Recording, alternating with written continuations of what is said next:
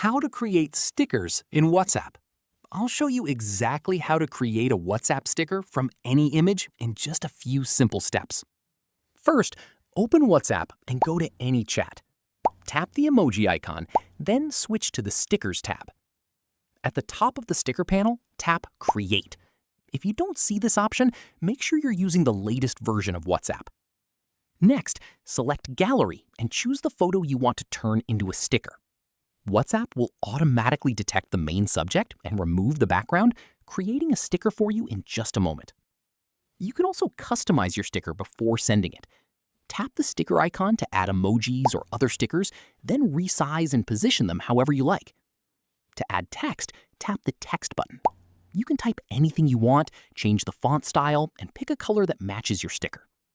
If you'd like to make it even more personal, tap the Draw tool to sketch directly on the sticker using different colors. Once you're happy with the result, tap Done, then tap Send to share your custom WhatsApp sticker. If you want to use it again later, simply tap the sticker you've sent and select Add to Favorites.